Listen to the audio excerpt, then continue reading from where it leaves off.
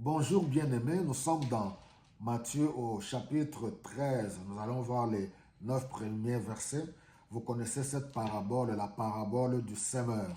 J'aime beaucoup cette parole parce que ici, Jésus-Christ parle en parabole. Oui, souvent il parlait en parabole.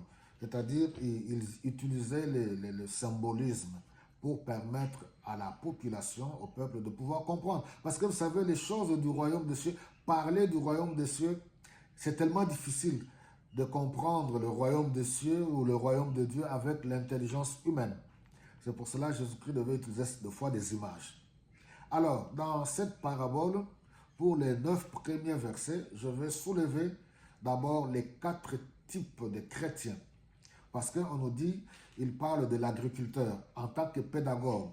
Jésus devait parler, utiliser les images que le peuple pouvait comprendre en tant que peuple agriculteur, lui-même en tant que semeur, et la semence étant la parole de Dieu. Alors, ici, le but, c'est pour comprendre, tu te retrouves dans quel type de terre qui représente les sortes de chrétiens ou les types de chrétiens.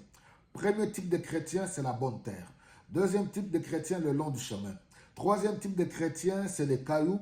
Et puis, quatrième type de chrétien, les ronces. Tu te retrouves dans quelle catégorie? Je vous ai toujours dit, la marche chrétienne, c'est quelque chose de sérieux. Ce n'est pas un truc où on devient chrétien tout simplement pour danser. C'est une grande responsabilité. On ne construit pas la vie chrétienne par la danse. On ne construit pas la vie chrétienne par ce que vous appelez les prophéties, mais qui ne sont même pas les prophéties.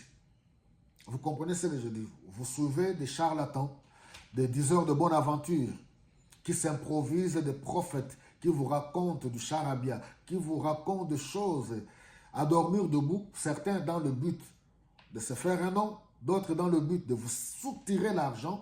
Et pourtant, la prophétie par excellence, c'est la parole. La bonne semence. Cette semence qui fera de vous un chrétien solide, qui vous permettra de grandir dans la foi, qui fera de vous inébranlable pour tenir devant l'ennemi, devant le puissant du monde des ténèbres, soutenu par la puissance du Saint-Esprit, qui fera de vous un chrétien mature et ainsi vous porterez de fruits. La parole de Dieu. C'est ça la bonne semence. Et on verra dans la suite comment est-ce que Jésus-Christ a procédé dans sa méthode d'enseignement.